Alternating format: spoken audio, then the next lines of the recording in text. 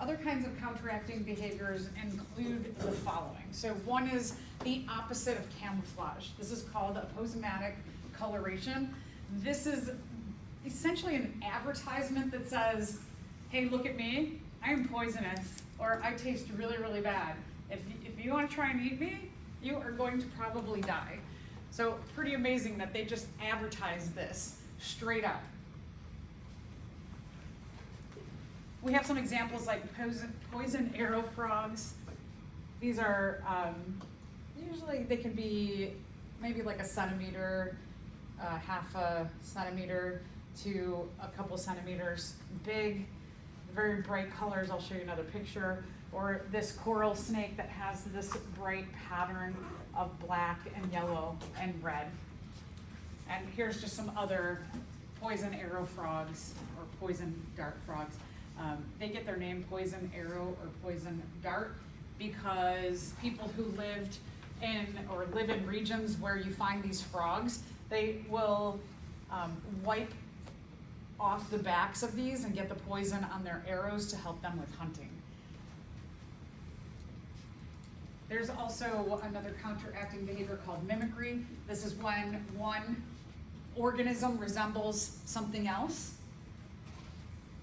It can be super simple in that I'll show you a picture of a cactus that looks like rocks, or it could be that you have an organism that is mimicking another organism. So here, for example, here's the cactus, and it looks like the rocks around it. These are called Florida tree hoppers. Each of these yellow spikes could be either an insect or an actual spine on a tree. And it's really hard to tell the difference between the two. There's what is called warning mimicry. Warning mimicry is when you are not poisonous, but you look like something that is poisonous. So you benefit from looking like something dangerous.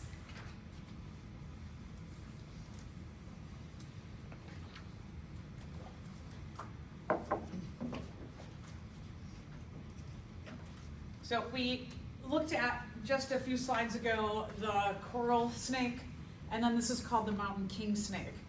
And I know for me, if I could memorize the difference between the two of them, and I have it in my head all straight, but if I'm going hiking, suddenly I see a snake that's black and yellow and red, I might just be like, is that the poisonous one or not the poisonous one? Right? You're just probably gonna go, I don't know, red and yellow and black, I'm just going to run away from that. Another example is the monarch butterfly. The monarch butterfly and the viceroy. The monarch butterfly, it's native to our area of the world. The caterpillars are really beautiful. The caterpillars, they live on milkweed. Milkweed is a native prairie plant here in our region of the world. It's called milkweed because it produces a sap that if you break open the veins of the plants, so like one of these main veins, this milky white sap comes out. That sap is poisonous. And what is kind of an amazing thing is that these caterpillars, when they're growing and eating specifically the milkweed, they, instead of getting poisoned by that sap, they incorporate that poison into their body.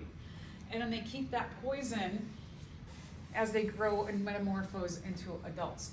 So this is the monarch butterfly. A lot of birds know that this is a poisonous kind of butterfly. Some birds are adapting that they're not necessarily poisoned, but they get sick. But still, if I got sick because I ate something, I would stay away from it. The viceroy looks very similar to the monarch, so the viceroy benefits from looking like the monarch. And then there's aggressive mimicry. We talked a bit last time about the frogfish, how it resembles a sponge that really doesn't move or isn't an aggressive animal on the reef. There's a relative of the frogfish, it's called the anglerfish. This is deep in the water. The anglerfish, you can see, has that fishing pole off the top of their head, like I talked about with the frogfish. And deep in the dark depths of the ocean, the anglerfish can light up just their little fishing lure, and when another fish comes to investigate, can jump out and grab it. And then there are cases of what we call advanced mimicry. You have two organisms that look nothing alike, but one of the organisms figures out, I can mimic the behaviors of that organism, and I can freak out other organisms by my behavior mimic. So the jumping spiders like this here, when they are getting ready to attack, they do an elaborate dance. This snowberry fly figured out, hey, my wing pattern, it kind of looks like the legs of the jumping spider, so that if I turn around and I show my wings and then I do the similar dance of the jumping spider, I can deter predators, or I can like stop prey in their tracks.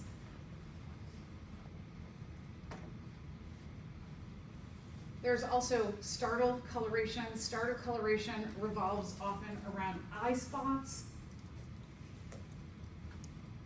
That these animals have evolved to have spots on their body that look like big giant eyes.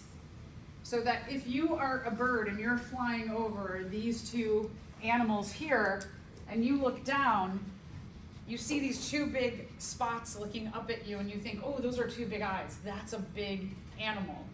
That these eyes must belong to something much bigger than me, and I'm going to leave it alone.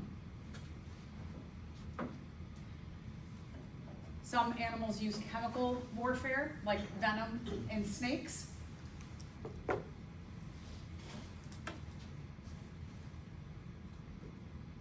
The bombardier beetle has a really wild toxic chemical that it emits. It has glands in its hind region, very similar to a skunk, that a skunk can spray when it gets upset. However, this spray, what happens is that chemicals in different glands in the hind region, they will, upon agitation, the bombardier beetle, the chemicals combine together and they make a superheated chemical spray that can burn, literally burn anything that agitates them. And I'll show you a picture of octopuses. Octopuses use ink, squids, cuttlefish, that whole family. They have an ink inside of them that when they get startled, they can release this ink, and then it makes basically like a dark cloud in the water, where you can see here, this silly scuba diver is playing with this octopus, and the octopus emits this ink, and the octopus, that strategy is then that the scuba diver, or let's say it was a predator, they can't see anything because the ink is in front of them, and then they can shoot away. There's different kinds of ink and coloration depending on the kind of cephalopod, that group of animals. And then remember that I said that plants can have counteracting behaviors as well, even counteracting behaviors to herbivores, that a plant can do things or has strategies built in, mutations that allow for better survival. An herbivore is an animal that eats only plant material. And plants can have a variety of adaptations like spines or having a lot of cellulose. There's even cases of some plants that have adapted to become pretty fierce predators, like the Venus flytrap or the pitcher plant.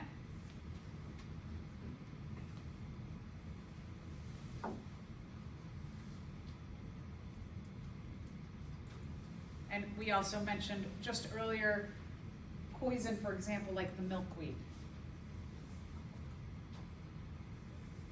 Or we probably all realize that cactuses, cacti, that they have spines to deter predators from eating them. It's another, this is a great close-up picture of the monarch caterpillar. Just like a really beautiful, wild patterns on that caterpillar. Okay, now let's talk about symbiosis. we're talking about community ecology, another concept that we see where different organisms are interacting with one another is called symbiosis. And some organisms live together for extended periods of time in their life. These interactions can be positive, and then sometimes they can be actually negative symbiotic relationships. So the negative symbiotic relationship is parasitism. That some organisms have other organisms that live in or on them for an extended period of time, and they try to get as many nutrients, home, survival mechanisms from that, what we call the host. And then there is mutualism. This is often what people think about when they think about symbiosis, is they think, okay, there's a relationship where both species are benefiting from this relationship. And then sometimes in textbooks you'll see this term commensalism. I just like to mention it. It's interesting. It's like I feel like every new edition of a textbook, commensalism will be in there, and then they'll take it out, and they'll put it in, and they'll take it out. And, there's a lot of ecologists, there's just like a lot of arguing amongst ecologists whether this actually exists. Commensalism is an idea where one species benefits and then the other species doesn't benefit, nor are they harmed. And some ecologists are like, yeah, clearly this is what's happening in this relationship. And other ecologists are like, there's no way that both species are not benefiting, or one is benefiting and one is harmed. So I just like to mention it just in case. Parasites.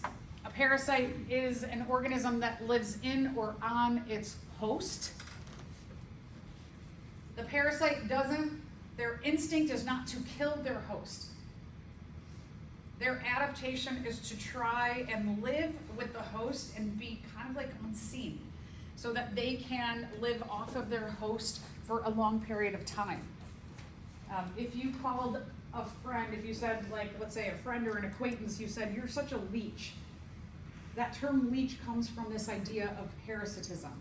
That this kind of organism, the leech, is going to suck off of that host for as long as they can. And so in our like colloquial terms, leeching means like somebody's like using you. And that comes from this idea of parasitism, of something like the leech, where it's using the host and it's leeching resources from the host, but it's not necessarily also killing the host. And mutualism is a relationship that is mutual between different organisms, that both organisms are benefiting from this relationship.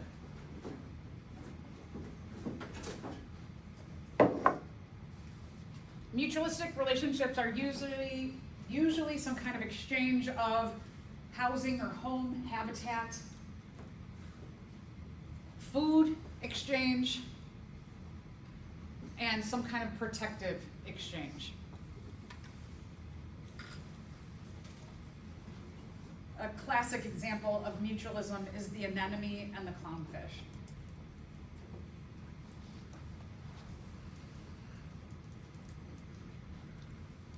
This is an animal, an anemone.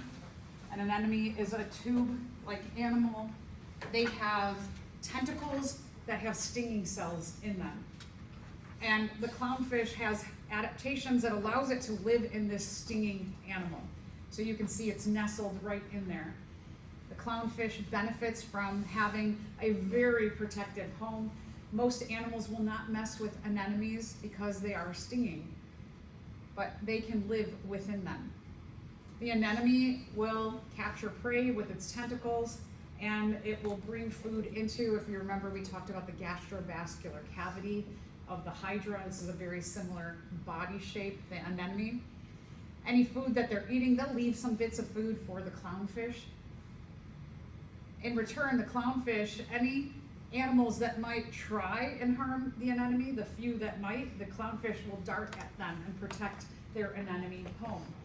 The clownfish also will get food, and it will leave food for the anemone as well. There's also cases where you have a mutualistic relationship, and then you have a mimic of that mutualistic relationship. In this case, you have what are called cleaner wrasse. On a coral reef, there will be areas of the reef where there'll be a whole bunch of these kinds of fish. Some juvenile fish act as what we call cleaners, shrimp as well. And so let's say that a fish comes over, they see these two blue streaked wrasse, and they come over here, and the fish is like, okay, I'm here, and these blue streaked wrasse will go all over their body, and they'll bite off any, or they'll gently pull off any parasites or any dead skin cells. And a lot of animals on a coral reef rely on cleaner type animals to basically like give them a nice bath and get rid of dead cells and parasites. But there is a mimic called the saber-toothed blenny that looks similar to these, and sometimes they will join a population of cleaners, and instead of being gentle with the fish that pull up to get clean, they'll actually like bite them, and they'll bite chunks of flesh from them. And the last thing I want to talk about in terms of community ecology is what are called keystone species. Keystone species are very important in making sure the entire health of the ecosystem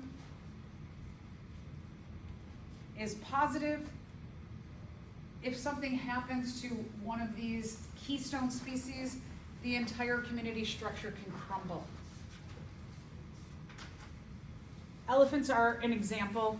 Elephants will make sure that any small trees out in, much like our prairie out here, that by removing a lot of small trees and only leaving a few big trees, but leaving prairie and the rest of the area, allows for a lot more diversity on the ground.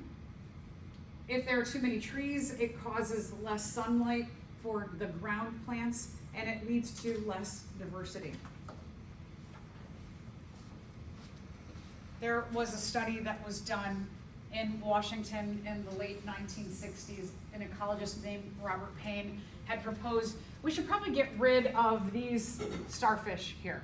I don't know why he did that.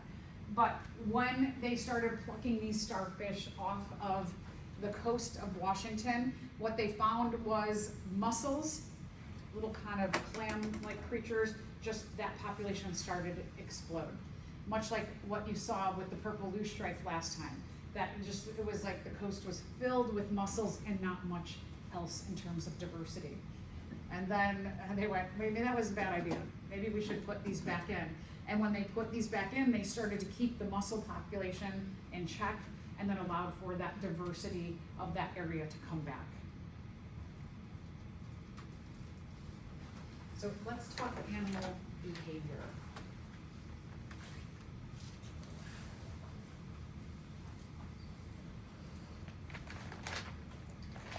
The term behavior means an observable activity of an animal. Most behaviors are done because they relate to the survival of that animal.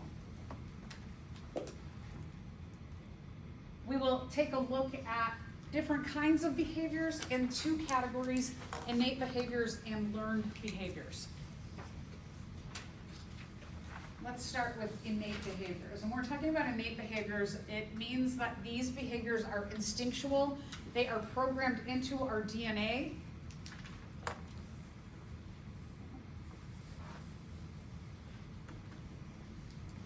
An innate behavior is something that, let's say that I take this stapler and I just throw it out at you, and it's coming toward your head. Are you just going to go and let it hit you in the head, or are you going to move out of the way? These are the kind of behaviors that are programmed into us for our survival. Do you cognizantly realize that if somebody throws a stapler at your head, that you are going to, do you go through a whole process of thinking all about it, or you just react, right? You just suddenly react because you're like, oh my gosh, this thing's coming at my head is valuable, and I need to move out of the way so I don't hurt my head.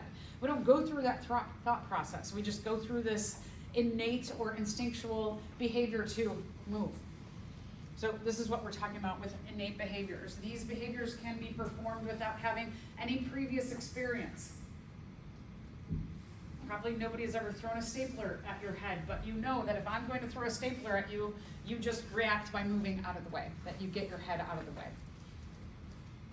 And usually when we're talking about innate behaviors, they are performed really, really well or even perfectly the first time. Sometimes these innate behaviors have a specific stimulus like birth, or when I talked about corals and how they reproduce, that at the warmest full moon of the summer, all the corals start to spawn or release their sperm and egg.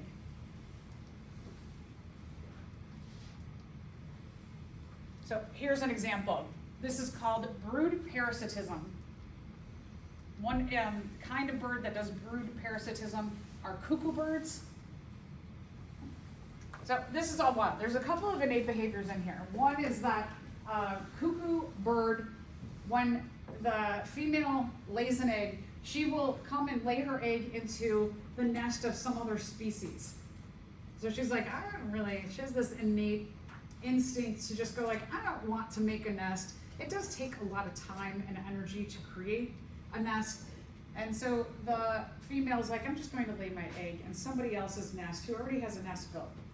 And so she drops her egg in someone else's nest and she's like, okay, bye egg, good luck, hope this other family takes care of you. So that's one example of an innate behavior. The second part of this scenario is that when the cuckoo bird, so here's the other thing, there's a lot of innate things going on. The bird who gets that cuckoo egg, can you imagine like you have 2 eggs, like I laid 2 eggs, and then you're like, I'm gonna go out, I'm gonna get some things to help continue to build my nest, and you come back and then there's 3 eggs in your nest. And that 3rd egg that just suddenly appears is a lot bigger than the other eggs, and you just go, okay, I don't know. So that instinctual mothering comes out, and they're like, I'm going to also take care of this egg that just showed up. When the cuckoo egg hatches, the cuckoo bird, the baby cuckoo bird, a couple of things happens. One, if there are other eggs in the nest that have not hatched yet, that baby cuckoo bird gets behind them, puts the egg on its back, and shoves the other eggs out of the nest. And it just instinctually knows, like, I want this nest to myself. I want this mother, maybe if there's also a father in the picture taking care of the offspring, that they're like, they instinctually know, I want all the attention to myself. That'll give me a better chance of survival. If there are other baby birds in there, they will push the other baby birds out of the nest as well. So this is pretty brutal. Sea turtle hatchlings, remember we said that sea turtles will lay their eggs on a beach. They are type 3 survivorship, that they lay a lot of eggs, and the female's like, lays her eggs and goes, good luck eggs. When sea turtle nests hatch, the reason why most of them do not survive that juvenile period is because there's a lot of challenges when you come out of a nest. One is coming out on a beach, there's all kinds of predators on the beach. 2 is you need to be in water. So getting from your nest into the water, what if you go the wrong way and you dehydrate? What if when you're going and you're looking around for the water, something eats you? Or a human picks you up and is like, this is cool, I'm going to take this turtle home. So a lot of challenges. One of their instinctual or innate behaviors is that the sea turtle hatchlings will go toward the brightest light on the horizon when they hatch, which is often the moon, and the moon is over the ocean. So they go toward the ocean. Now, once they get into the ocean, there's also tons of predators in there. One, there's a lot of predators that are just hanging around in the shallows that are waiting, especially in the summertime. They know the sea turtle hatchlings are coming. At nighttime, it is hopeful that maybe it's a little bit darker, so not all the predators will see, or that many of the predators will be resting at night rather than hatching during the day. You also have to figure out how to swim.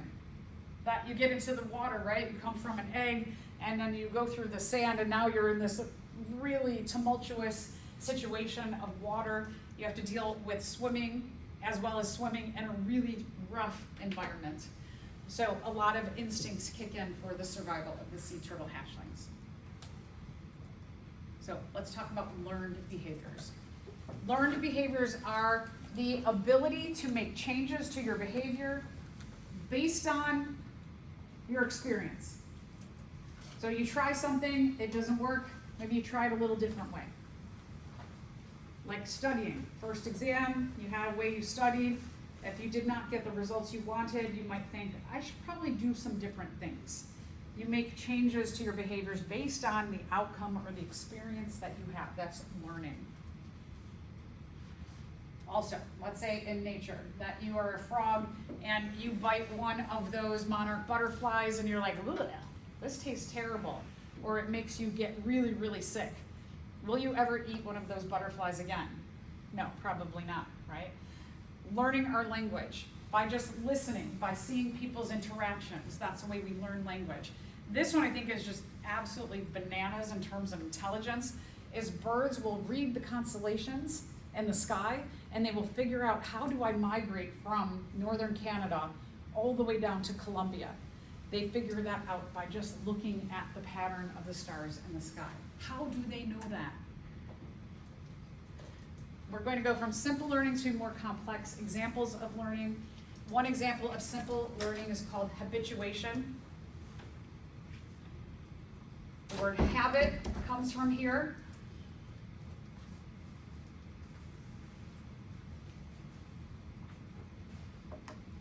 We learned this really early on in life, that if there is a stimulus and it is bothering you, but it is not harmful to your survival, if you ignore that annoying stimulus, that stimulus will likely go away.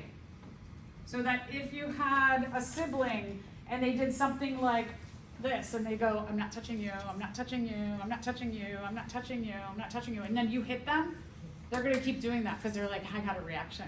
That worked. They gave me attention. I'm going to keep doing it. However, if your sibling keeps doing that and you just don't give them any attention and you ignore that they've got their finger in your face and they're saying, I'm not touching you, I'm not touching you, right? They eventually are like, I'm not getting a reaction, so I'm just going to stop. And that's habituation. So I was trying to teach my 12-year-old this right now. There's a classic study of, here's an anemone. Anemones, like the clownfish and the anemones don't have eyes, they don't have a brain. So what they're relying on with their poisonous tentacles is that when they put their tentacles out, if something touches their tentacle, they have the ability to take all their tentacles and pull them inside of their gastrovascular cavity to protect themselves. So someone took a little probe and they touched the tip of an anemone's tentacle, and the anemone every time pulled in. After about 3 times, the anemone realizes, whatever this thing that's touching me, it is not going to kill me, it's just touching me, so I can just start to ignore that. And after the 4th time, the anemone does not pull its body in. This could be something, let's say on a reef, that you have the anemone and some seagrass floats over, and the seagrass keeps touching, it's just like stuck in something else, and it keeps touching the tentacle, and after the 4th time they're like, something keeps touching me, but I know it's not going to attack me, so I'm not going to waste my energy by pulling in and coming out every single time. So that's a very simple kind of learning. Conditioning. Conditioning means that you have an association between some kind of stimulus and a response. We call this trial and error learning. I'm going to try this. If it works, I'm going to keep doing it. If it doesn't work, I'm going to try something else. Animals try to figure out appropriate responses to stimulus to, one, not waste energy, just like that habituation, right? You don't want to keep pulling your body inside of your gastrovascular cavity because, one, is it good to be inside of your stomach cavity? No, while it helps you in terms of hiding, that's not a great place to pull into. 2 is it takes energy to keep making those movements. So why waste all of that energy? So, for example, if you eat something like a toad bites a bee and the bee stings it, now the toad is like making that association. Anything that's yellow and black, I probably, if it flies and it's yellow and it's black, I probably do not want to try and eat that kind of insect because they have a stinger. When I was in high school, I ate Taco Bell and it made me super sick. I got really, really bad food poisoning. I have not eaten at Taco Bell since then. I look at Taco Bell and I'm like, my husband has that thing with Subway, that one time Subway, and he'll smell the Subway bread smell, and he's just like, ugh, right? You make that association of that experience. More advanced learning is called classical conditioning, that you make an association between two unrelated things, and then you start to relate them together. There's a classic example called Pavlov's dog. This researcher knew that when they put food out for the dog, that just the smelling of that food, the dog started to salivate, much like us, right? If there was a cookie smell that came in the room, it's a pleasant smell, your mouth will literally start to salivate, thinking like, I am getting ready to eat that smell, even if we're not going to get it. So with food that we enjoy, we often will begin to salivate. Pavlov started to do, anytime he put the food out, he would ring a bell. So then the dog associates that food with the bell ringing, and the result of the food being out is the saliva being formed. And now they're associating, this dog is associating the saliva with both the food and the bell. And eventually you take away the food, and Pavlov still rings the bell, and the dog begins to salivate, even though there is no pleasant, yummy taste in his environment. And then very advanced is what's called operant conditioning, or this is what we use to train other animals.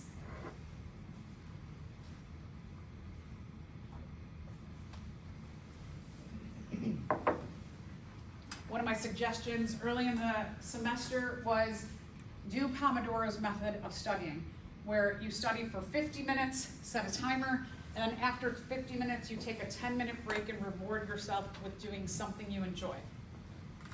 Then you do 50 minutes and reward yourself with something you enjoy. If you did 50 minutes and then you were like, after 50 minutes, I'm going to punch myself in the head, and you punished yourself for doing your 50 minutes of work, or maybe you do 45 minutes and you punch yourself in the head because you didn't make it to 50, would you really keep doing this behavior if something negative happened in response? No. So with animal training, it works really well. That's why you see, let's say you go to like a dolphin show and they're showing the training of the dolphins. Do you ever see the trainers, if a dolphin does not do its job as a trainer, kick the dolphin in the head? No, right? They're like, you didn't do the behavior right, you don't get a fish. Go try it again. And when they do the behavior right, they give them the reward of the fish, but if they don't do it, they just ignore them. And then kind of like the highest level of learning is putting together all of your experiences that you have and figuring something out.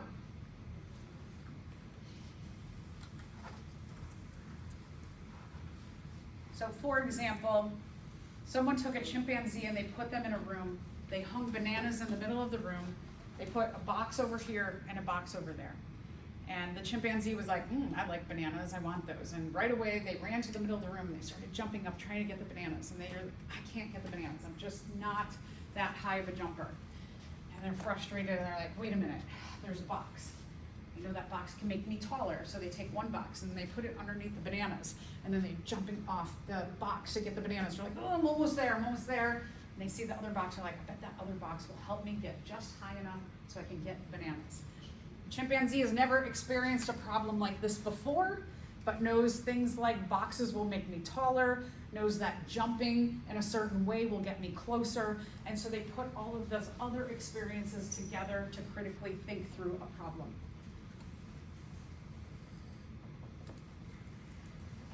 Behaviors are not that simple.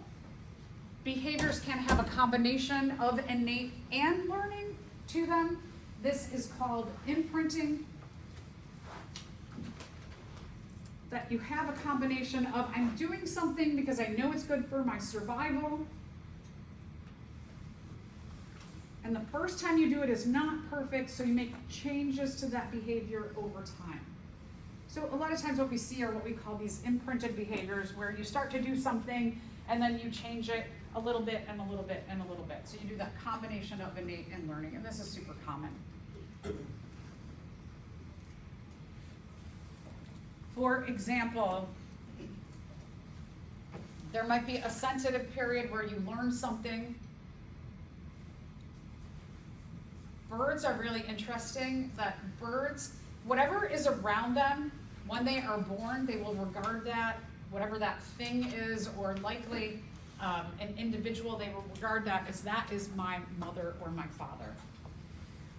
So think about the cuckoo. The cuckoo bird, it's in this nest, it hatches, it looks up at this bird, and it's like, I guess you're my mother, right? You're going to be my mother now. There have been studies on birds where they've taken ducks and they put them in a room with a stuffed animal after birth. And the only thing they kept in the room with that baby was a stuffed animal. And so they were like, that's my mom, that stuffed animal, that's my mom. So you can, in that sensitive period, you can start to learn some kind of survival instinct and apply what you know. With sea turtles, as I mentioned, sea turtles, they lay their eggs on a beach. Sea turtles will lay their eggs, females will lay their eggs within a few miles of where they were laid themselves. So where they hatch, they will come back to that beach to lay their eggs there. Something, that instinct to lay their eggs is attached to where they were born. They have done studies where they've taken sea turtles from this side of the world and they have moved them upon hatching to another side of the world, a complete other side of the world. They put a tracker on them, and they found that when they were of reproductive age, that female swam all the way across the world within 2 miles of the beach where she was laid herself. She laid her own eggs. Okay, so is this all oversimplification? Behaviors are super complicated. They may not just fit into like, it's just habituation, or it is classical learning. There'll be a lot of complexity with it. Animals are much smarter than we give them credit for. I should say other animals. Like birds being able to migrate and use the stars to navigate. Could you do that? If somebody dropped you in northern Canada and said, without using a phone, without using any vehicles, make your way down to Colombia. Could you do that? It'd be really, really hard, right? That's a huge intelligence to be able to do that. The ability of a shark to swim over sand and realize there's a flatfish under there because they feel the electrical pulses of that fish. If I come close to you, can I feel you? No, I don't feel your electrical impulses. So there's a lot of behaviors that we just don't even understand because other animals can do them and we cannot. Behaviors are prioritized. When something is critical for your survival, you do that behavior first, and then you do the other things. When you have an exam coming up, you prioritize. I need to get to studying, and then you will put socializing on the back burner, I hope. We typically will focus more on behaviors that mean a lot to us, so that if you are just like, biology is so great, and you're like, this class is easy, because a lot of times it's because you enjoy it, right? Whereas if you're taking like organic chem, and it's harder for you, you might always like, I'm gonna do biology first when I get home, and then I'll do organic chem, because you do the thing that's more enjoyable to you. So a little bit about animals in a community. Animals are often very social, and we'll see socialization not just in the humans and the primates, but we see socialization amongst almost every animal group.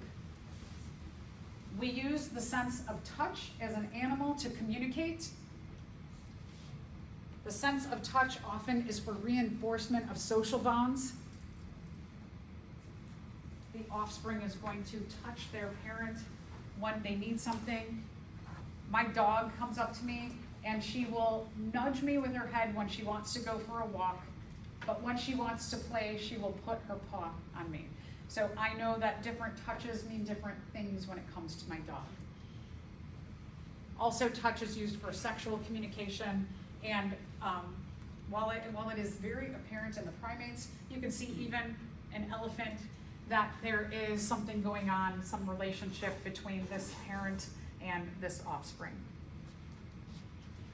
Primates, other than us, thankfully, do a behavior called grooming, where they will, to establish social bonds, it could be between offspring and parents, it could be between friends in a group, it could be between the head of that population and the others will come and do this behavior where they groom, and they will go through their fur and they will pick out parasites and dead skin cells and eat them off of each other. And it is a form of just some kind of like social bonding. Play behavior.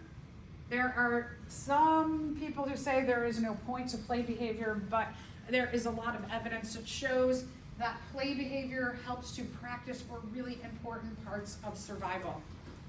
That play has to have some kind of value to it.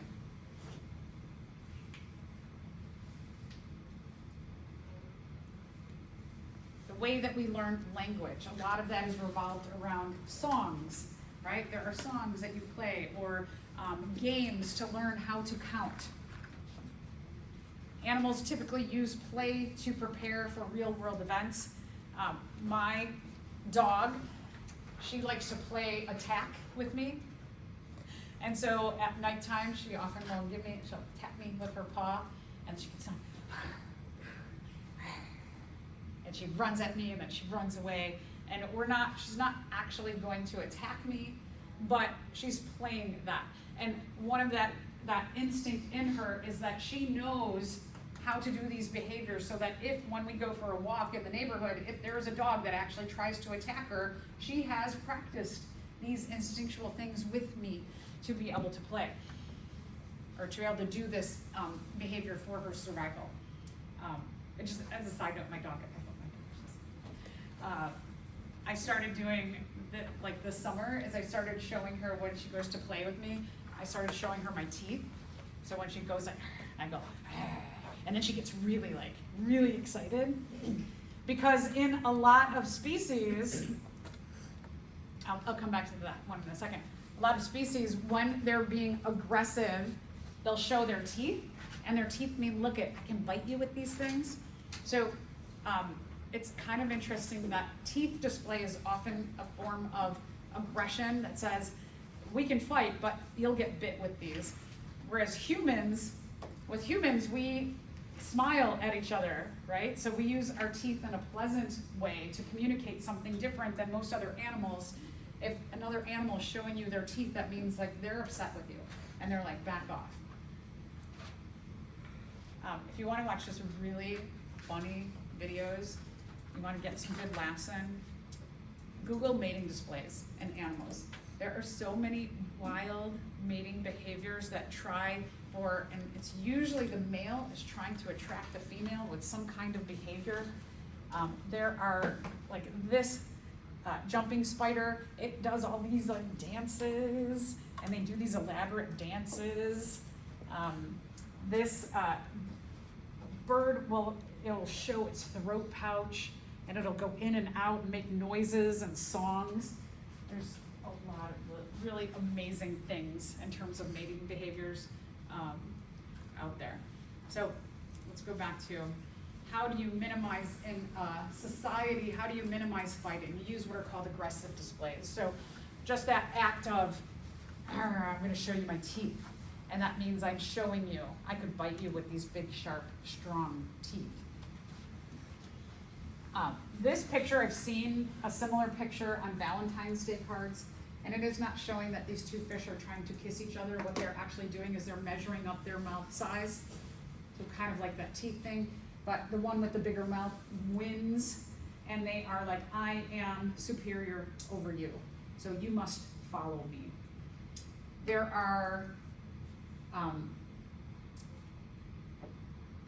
elk, deer that have horns. They will often go up to each other and measure their horns against each other, and the one with the bigger horns is more dangerous, so everybody else should follow in line with them. You can see again the aggression, the showing of the teeth. You can see this is an aggressive display too, where an animal will get down, like I'm getting ready, from this position, I can jump really quick at you and attack you. They might show their claws. Bears do, if you think back to when we talked about humans eventually having a mutation to become bipedal, being bipedal made us look a lot bigger. So bears, if a bear is scared, it stands up. And it's like, look at how big I am. It just looks bigger. All of these kinds of what we call antagonistic or aggressive displays are trying to get the other individual scared so that there is not a competition, because we know competition will harm members of both species. So dominance hierarchies are often established in populations or in communities. And it just tries to give an order of this one's in charge, and then this one, and then this one. And as you saw the different antagonistic or aggressive behaviors, you know why they are in a certain order. So for example, there's chickens. If you've heard the pecking order of chickens is determined by which chicken can peck the hardest. They're in charge.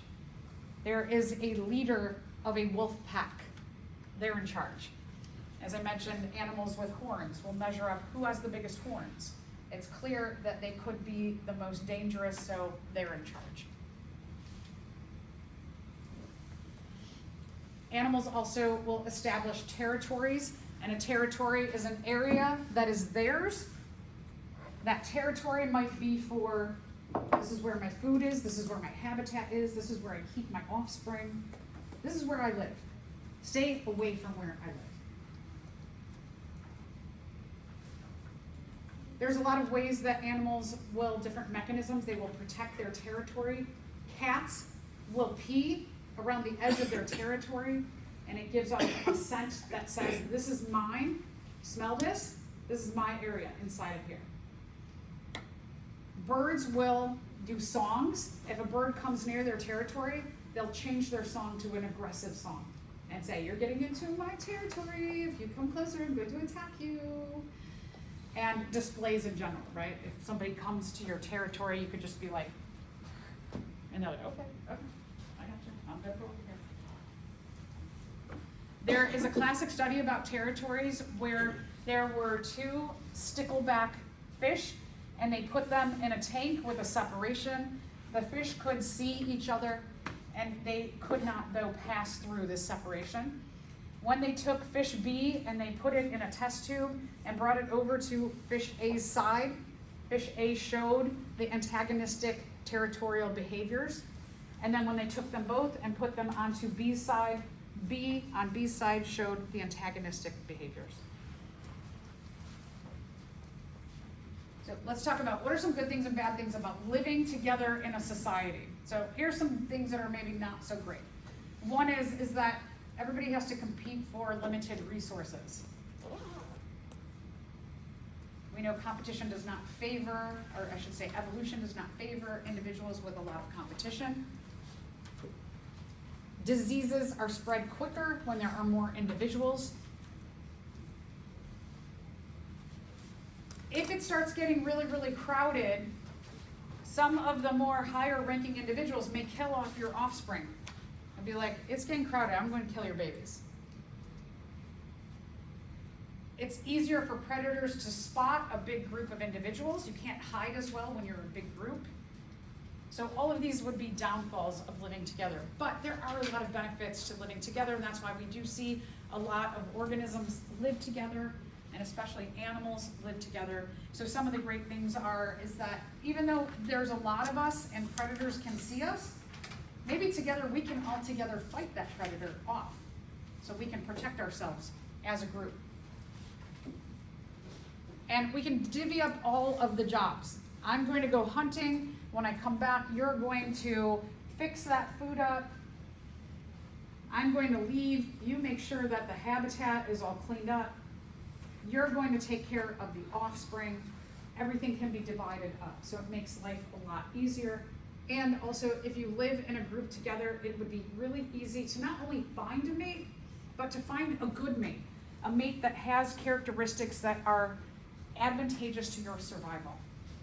Whereas if you're, let's say, a shark and you are solitary and you're swimming out in the ocean and you come across another shark, is that other shark you just happen to come across in this vast ocean, do they have the best characteristics that you want of your entire population?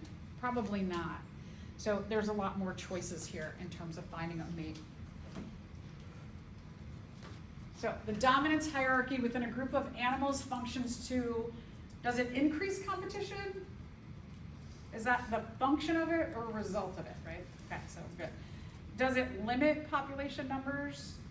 I mean, it can, but that's not answering the question. Does it minimize aggression?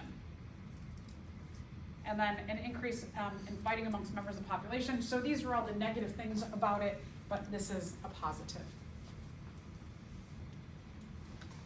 As I mentioned with birds, a lot of animals will do migrations. We see migrations are happening. You can see, like, for example, this is really crazy. These wildebeest, they do an instinctual 1,800-mile migration. Monarch butterflies, they're migrating down to Mexico. Birds migrating from northern Canada all the way down to South America. A lot of animals will chase, often, warmer weather. When the season changes, they're like, I'm going to just go to where it gets warmer. And that is their instinct. All right, let's talk about energy. We'll just do it.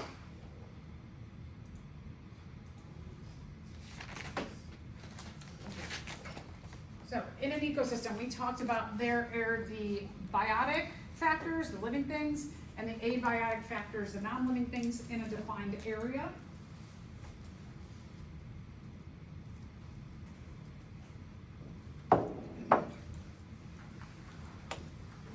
In our colloquial terms, we often, as humans, we confuse the idea of nutrients and energy.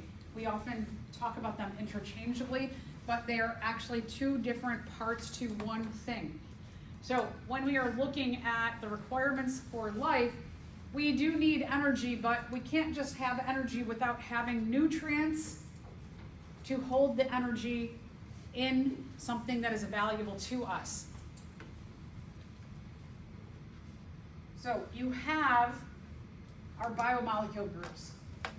If we think about our carbohydrates, our proteins, our lipids, those three biomolecule groups serve as our energy sources.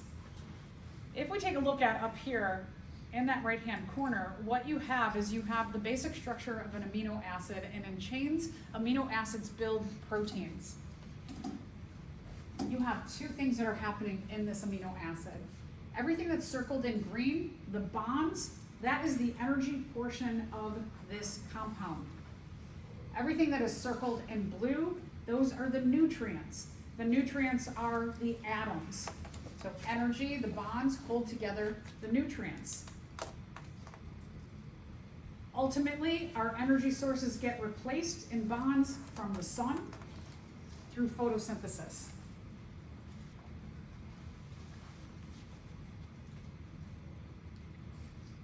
The chemicals, those are obtained from our decomposers mainly. Also just the act of breathing in and breathing out. We have those nutrients that come in and out through our ecosystem. So nutrients are the atoms and the bonds are the energy. Energy flows through an ecosystem. The laws of that thermodynamics state that energy cannot be created nor destroyed, but energy is changed from one form into another.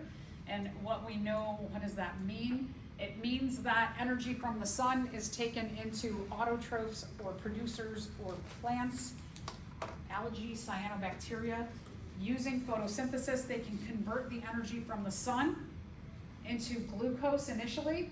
That glucose goes into other metabolic pathways. Glucose becomes things like tomatoes and oils and seeds and nuts and grains. And so we know that based on the law of thermodynamics, the first one, it says that energy is changed from one form into another. The downfall of this whole thing about the laws of thermodynamics is the second law of thermodynamics, that every time energy is converted from one form into another, the amount of usable energy goes way, way, way down. And a lot of energy is lost as heat with every conversion.